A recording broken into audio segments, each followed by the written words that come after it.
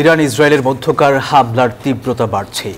ইসরায়েলকে লক্ষ্য করে ফের ক্ষেপণাস্ত্র ছুড়েছে ইরান। এতে ৮ ইসরায়েলের প্রাণ গেছে। ইসরায়েলি হামলায় ইরানের আইআরজিসির গোয়েন্দা প্রধান ও ২ জেনারেল নিহতের পাল্টা জবাবে এমন হামলা চালিয়েছে তেহরান। তেহরান সাফ জানিয়েছে বদলা নেয়ার আগে তেল আবিবের সঙ্গে যুদ্ধবিরতির আলোচনায় বসবে না তারা। এদিকে ইরানের আকাশ সীমায় পূর্ণ নিয়ন্ত্রণ নেয়ার দাবি করেছে ইসরায়েল।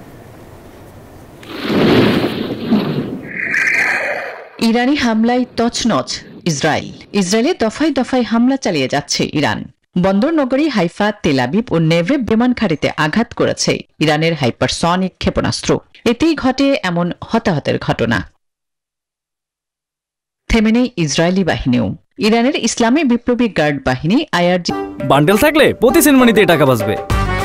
বিকাশ সেনমানি বান্ডেল কিনে জিতুন প্রতি লেনদেনে। আইআরজিসির প্রধান হুসেন সালামি ও কয়েকজন পরমাণু বিজ্ঞানীকে হত্যার পর এবার আইআরজিসির গোয়েন্দা প্রধান ও ২ জেনারেলও ইসরায়েলি হামলায় প্রাণ হারিয়েছেন। তেল আবিব হামলা অব্যাহত রেখেছে ইরানের গুরুত্বপূর্ণ স্থাপনাগুলোতেও। এমন অবস্থায় খুবই ফুঁসছে ইরান। যুদ্ধবিরতির সম্ভাবনা উড়িয়ে দিয়ে পূর্ণ প্রতিশোধের ঘোষণা দিয়েছে তেহরান।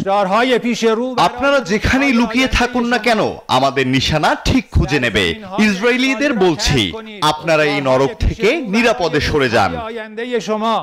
দেশ কঠিন সময়ের মধ্যে দিয়ে যাচ্ছে বলে ইসরায়েলিদের সতর্ক করে ইরানে হামলা জোরদারের ঘোষণা দিয়েছেন বেনিয়ামিন নেতানিয়াহু। দাবি করেছেন ইরানের রাজধানী তেহরানের আকাশ সীমায় পূর্ণ নিয়ন্ত্রণ প্রতিষ্ঠার। ইসরায়েল ও ইরানের মধ্যে সামরিক উত্তেজনা পারমাণবিক বিকিরণ ফাঁসের ঝুঁকি বাড়াচ্ছে বলে সতর্ক করেছেন আন্তর্জাতিক আণবিক শক্তি সংস্থা IAEA এর প্রধান রাফায়েল গ্রোসি। জাতিসংঘের পারমাণবিক পর্যবেক্ষণ সংস্থার জরুরি বৈঠকে এমন দাবি করেন তিনি। আসমাতুলি, নিউজ 24।